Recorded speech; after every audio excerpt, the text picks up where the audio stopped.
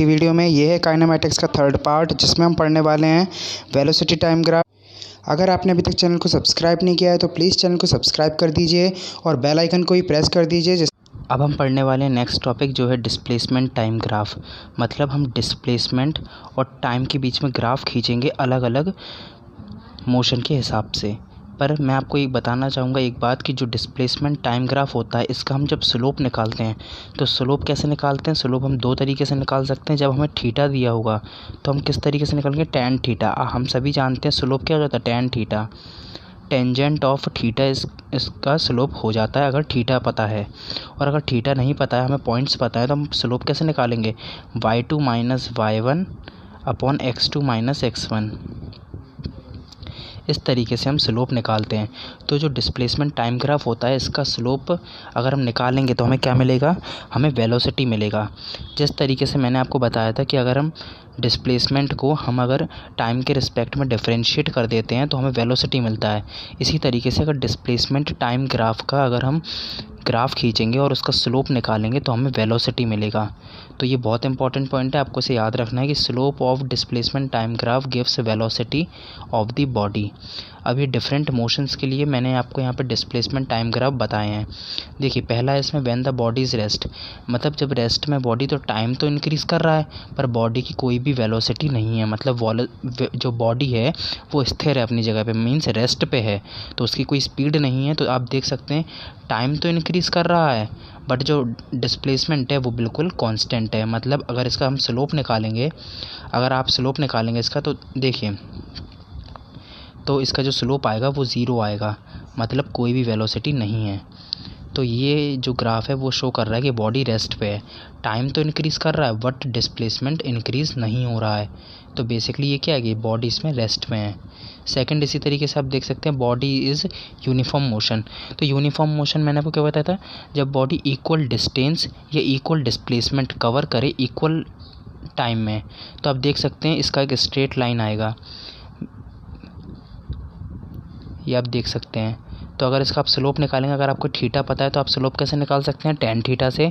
या आपको इस लाइन पे दो पॉइंट पता है तो आप निकाल सकते हैं y2 minus y1 upon x2 minus x1 से। तो यूनिफॉर्म मोशन है, मींस इक्वल डिस्टेंस कवर हो रहा है इक्वल टाइम में।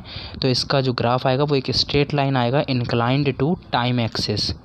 मीन्स ये किसी एक थीटा एंगल पे इंक्लाइन होगा, किसके? टाइम एक्सिस के। Time axis means X axis, क्योंकि एक्स एक्सिस में टाइम हमने शो किया हुआ है। नेक्स्ट इसमें आता है जब बॉडी नॉन यूनिफॉर्म मोशन में हो। नॉन यूनिफॉर्म मोशन क्या होता है? यूनिफॉर्म मोशन का उल्टा।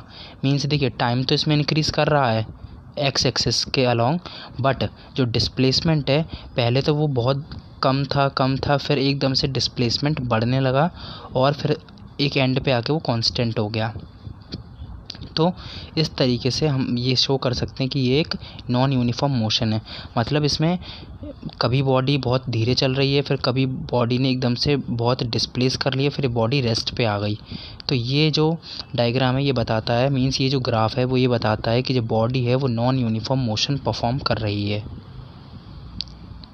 अब इसी तरीके से जैसे हमने डिस्प्लेसमेंट टाइम ग्राफ देखे, इसी से हम वेलोसिटी टाइम ग्राफ देखेंगे। तो जैसे मैंने अभी आपको बताया कि जो डिस्प्लेसमेंट टाइम ग्राफ होता है उसका स्लोप हमें वेलोसिटी देता है। इसी तरीके से अगर हम वेलोसिटी टाइम ग्राफ का एरिया निकालते हैं तो हमें क्या मिलता है? तो हमें डिस्प्लेसमेंट मिलता है।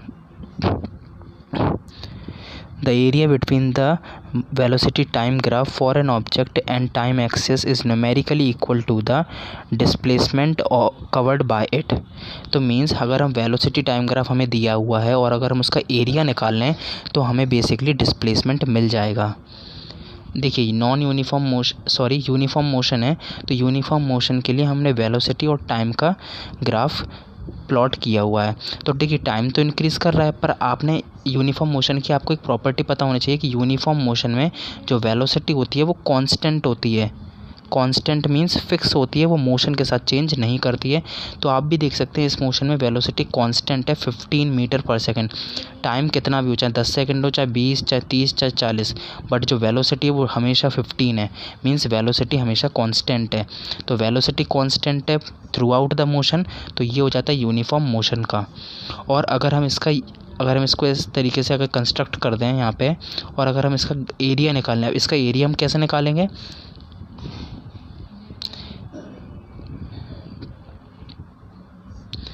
इसका हम एरिया कैसे निकालेंगे, इसका एरिया हम निकालेंगे। देखिए आप देख सकते हैं ये एक रेक्टेंगल बन रहा है, तो रेक्टेंगल का एरिया हम कैसे निकालते हैं, लेंथ इनटू ब्रेथ।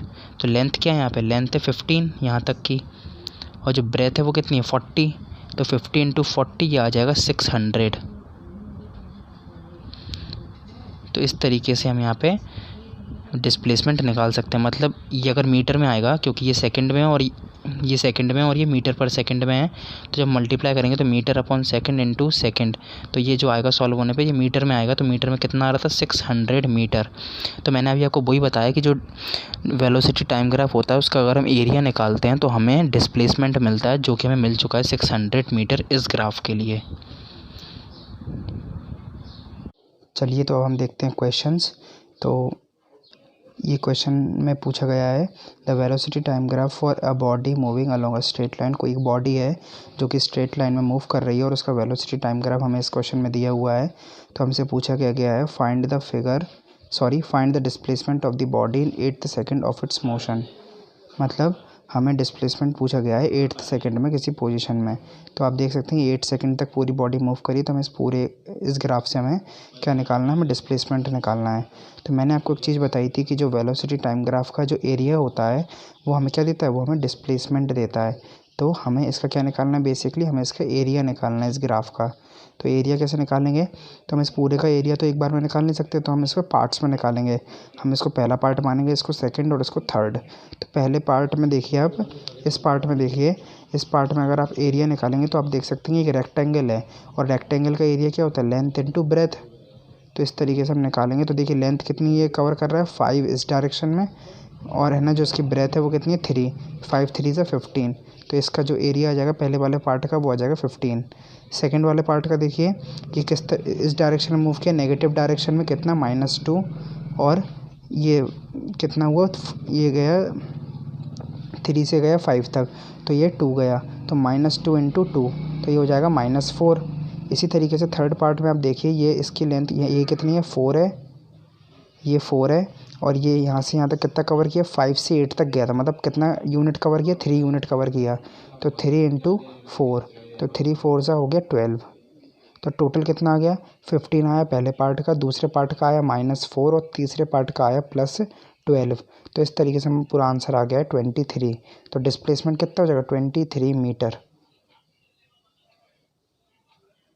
आप इसका सल्यूशन देख सकते हैं, ये आपको ग्राफ दिया हुआ था।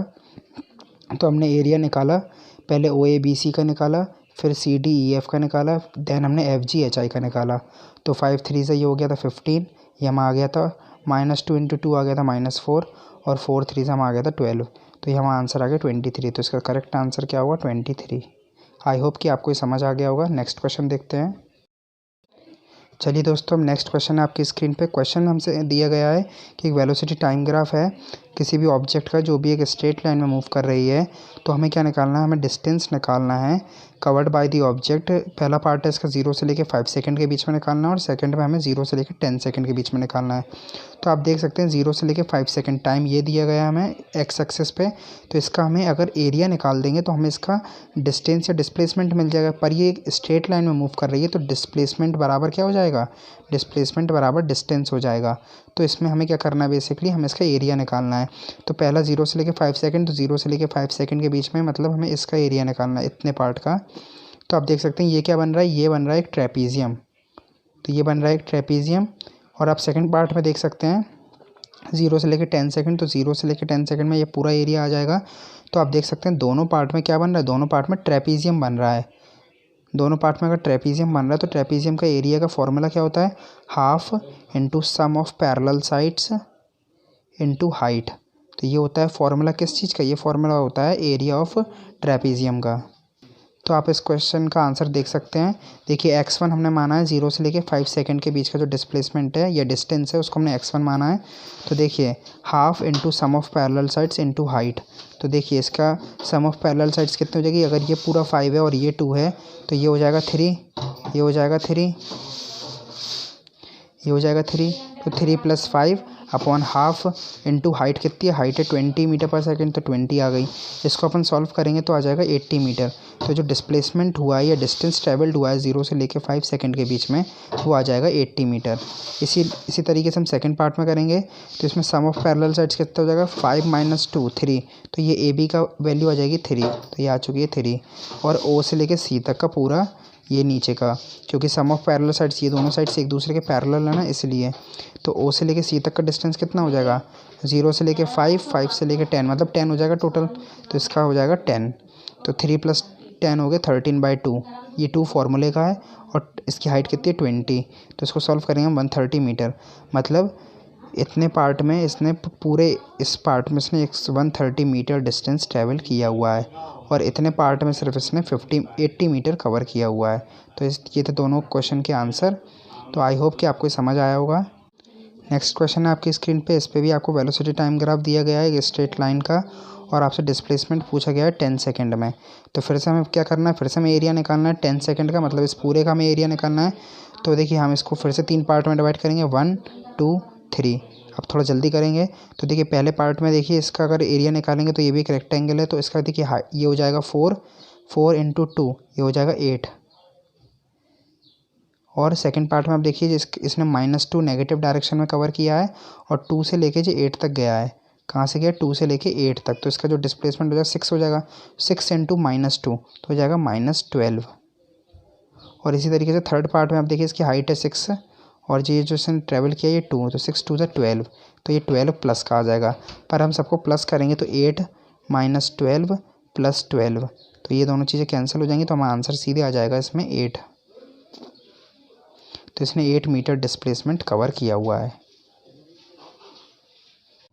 अगर आपने अभी तक चैनल को सब्सक्राइब नहीं किया है तो प्लीज़ चैनल को सब्सक्राइब कर दीजिए और बेल आइकन